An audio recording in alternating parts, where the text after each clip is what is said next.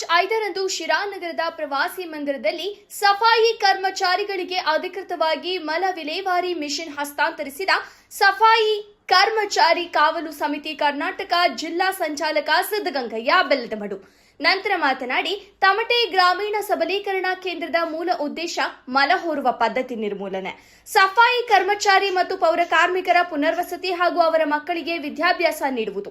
ಪ್ರಥಮ ಬಾರಿಗೆ ಶಿರಾದಲ್ಲಿ ಸರ್ಕಾರ ಗುರುತಿಸಿದ ಮ್ಯಾನ್ಯುಯಲ್ ಸ್ಕ್ಯಾವೆಂಜರ್ಗಳಿಗೆ ತಮ್ಮ ಸಂಸ್ಥೆಯ ವತಿಯಿಂದ ಎಲೆಕ್ಟ್ರಾನಿಕ್ ಯಂತ್ರದ ಮೂಲಕ ಮಲ ವಿಲೇವಾರಿ ಮಿಷನ್ ನೀಡಲಾಗಿದ್ದು, ಅದರಿಂದ ಅವರ ಜೀವನೋಪಾಯಕ್ಕೆ ನೆರವಾಗಲಿದೆ ಎಂದು ತಿಳಿಸಿದರು. ಕೆಲಸ ಮಾಡ್ತಾ ಇದೆ.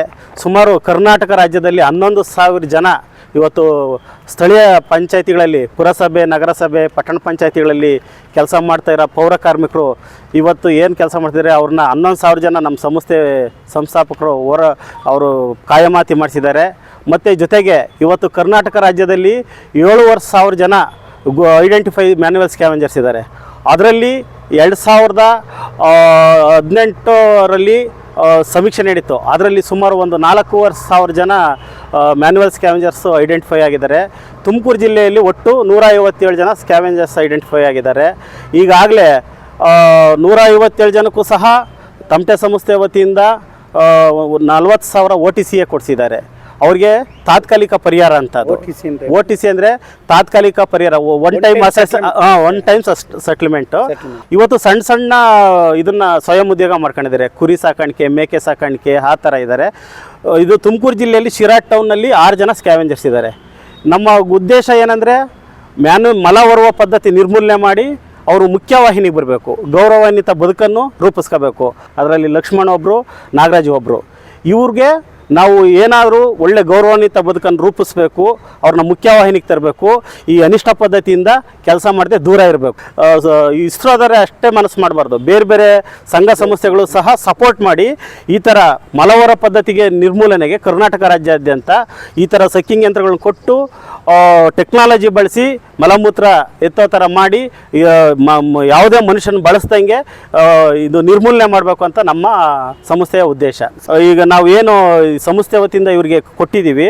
ಈಗ ಉದಾಹರಣೆ ಗ್ರಾಮ ಪಂಚಾಯತಿ ವ್ಯಾಪ್ತಿಯಲ್ಲಿ ಸಿಂಗಲ್ ಫಿಟ್ಟು ಅವೆಲ್ಲ ಕ್ಲೀನ್ ಮಾಡೋಕ್ಕೆ ಹೋದರೆ ಅವರು ಏನು ಒಂದು ಫಿಟ್ಗೆ ಒಂದಿಷ್ಟು ಅಂತ ಪೆಟ್ರೋಲ್ ಖರ್ಚು, ಇವರು ಜೀವನಾಂಶಕ್ಕೆ 1,200, 300 ಹೈಯೆಸ್ಟ್ ಅಂದರೆ ಜಾಸ್ತಿ ದೊಡ್ಡ ಇದಿದ್ರೆ 1,500 ಫಿಕ್ಸ್ ಮಾಡಿದ್ದಾರೆ ಸರ್.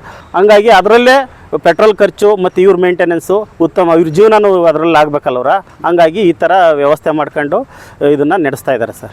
ಮಲ ವಿಲೇವಾರಿ ಎಲೆಕ್ಟ್ರಾನಿಕ್ ಕೇಂದ್ರದ ತಯಾರಕರಾದ ಜಲೂಡ್ ಬಸ್ಟ್ ಸಂಸ್ಥೆಯ ಮಾರ್ಕೆಟಿಂಗ್ ಮ್ಯಾನೇಜರ್ ಜೋಸೆಫ್ ಮಾತನಾಡಿ, ಸ್ವದೇಶಿ ತಂತ್ರಜ್ಞಾನದಿಂದ ಈ ಯಂತ್ರ ಅಭಿವೃದ್ಧಿಪಡಿಸಲಾಗಿದೆ.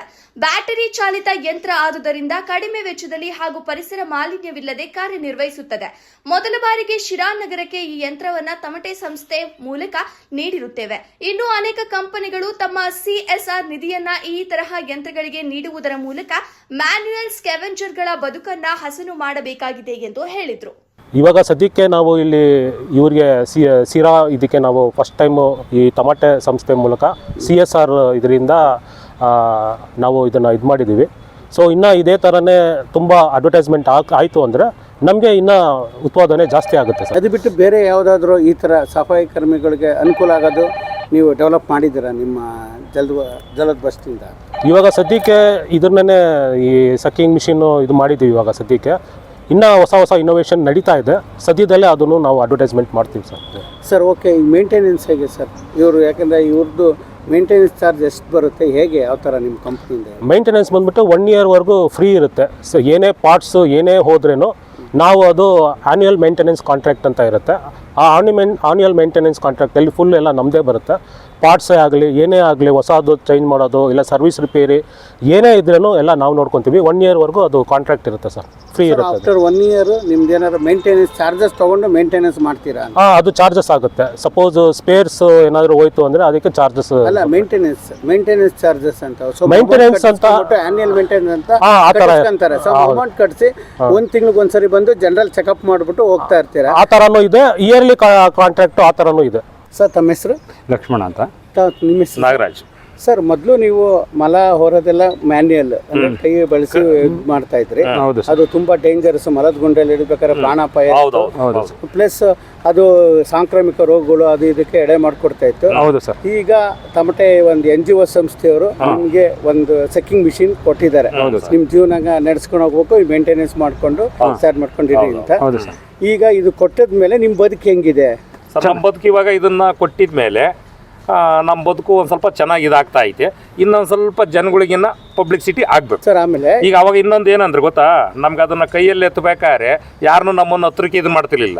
ಇದನ್ನ ಮಿಷಿನ್ ಕೊಟ್ಮೇಲೆ ನಮ್ಮನ್ನ ಚೆನ್ನಾಗಿ ಜನಗಳು ಇಲ್ಲ ಮರ್ಯಾದೆ ಕೊಡ್ತಾರೆ, ರೆಸ್ಪೆಕ್ಟ್ ಇದೆ ನಮ್ಗೆ ಇದನ್ನ ಕೊಟ್ಟು ನಮ್ಗೆ ಬಹಳ ಅನುಕೂಲ ಆಗಿದೆ. ನಿಮ್ಗೆ ಈ ಒಂದು ವಾಹನ ನಿಮ್ ಬದುಕನ್ನ ಚೇಂಜ್ ಮಾಡಿದೆ. ಸ್ವಚ್ಛತೆ ಕಾಪಾಡ್ತೈತೆ. ಆದ್ರೆ ಮೊದಲಿಗಿನ್ನ ಇವಾಗ ಬಹಳ ಫೆಸಿಲಿಟಿ ಇದೆ ಇದಾಗಿ. ಈಗ ಮೊದಲು ನಿಮ್ಗೆ ಒಂದು ಆದಾಯ ಬರೋದು, ಇದು ಮಿಷಿನ್ ಬರೋಕ್ಕಿಂತ ನೀವು ಈ ಕೆಲಸ ಮ್ಯಾನ್ಯಲ್ ಮಾಡ್ತಾ ಇದ್ರಲ್ಲ, ಆ ಆದಾಯಕ್ಕೂ ಮಿಷಿನ್ ಬಂದ್ಮೇಲೆ ನಿಮ್ಗೆ ಆದಾಯ ಇದು ಒಳ್ಳೇದು. ಇದು ಒಳ್ಳೇದು ಸರ್. ಇದು ಚೆನ್ನಾಗಿದೆ. ಬಂದ್ಮೇಲೆ ಚೆನ್ನಾಗಿ ನಮ್ಗೆ ಇದಾಗ್ತಾ ಇದೆ. ಮೇಂಟೆನೆನ್ಸ್ ಏನ್ ಚಾರ್ಜಸ್ ಮಾಡ್ತೀರಾ ಸರ್? ಸರ್ ಒಂದು ಟ್ಯಾಂಕರ್ 1,500,000 ಮಾಡಿದ್ವಿ town limit. Town limit out side extra ಮಾಡ್ತೀವಿ ಸರ್.